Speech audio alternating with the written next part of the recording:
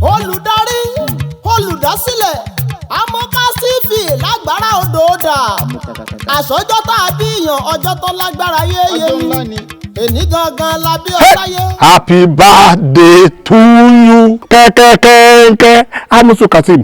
Happy birthday to you Amusu Kasim Amocas. Happy birthday to you. Ọmọ olóríire, ọmọ alálùbáríkà, ọmọ dáadáa. Ọjọ́ ìbí rẹ ó ti pé o. Ọjọ́ ìbí rẹ ó ti pé o. Àjọ̀dún ayọ̀ fún ọ. Àjọ̀dún ayọ̀ fún ọ.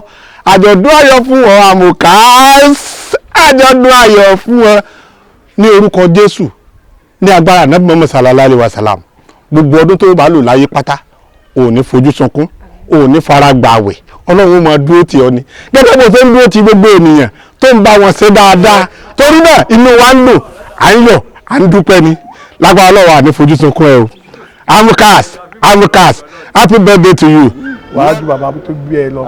Ohun tí bàbá òdo ṣe ńlá ayé wàá tún ṣe jù yẹn náà lọ. Àwọn ẹ̀gbọ́n ẹ̀ ọláwọn ò ní wálẹ̀. Ìwọ náà wàá di ẹni ńlá. Bí mo ṣe ṣàdúrà fún ẹ ló ti rí bẹ́ẹ̀ àṣẹ́gun ọláláwọlá ọlákọ̀ọ́ta ìlà ìdílé lọ.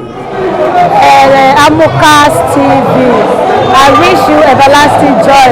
I wish you many more prosperous years ahead, long life and prosperity, inshallah. Amocas náà àwọn náà aṣọ́pọ̀lọpọ̀ ẹ̀ láyé on the 15th of April ní títí ẹ̀ Ọlọ́run òun náà aṣọ́pọ̀lọpọ̀ ẹ̀ láyé o nínú owó nínú ọlá nínú ọlà nǹkan rẹ̀ tó ti bẹ̀rẹ̀ sí ní máa ṣe báyìí torí ó ti ṣe nǹkan rẹ̀ kan ní on the 15th yìí báyìí nǹkan rẹ̀ ò ní dúró mọ́ á bẹ̀rẹ̀ sí ní máa ṣe nǹkan rẹ̀ lọ́dọ̀ mi á mọ̀ sí rere. Long life and prosperity. Hooray!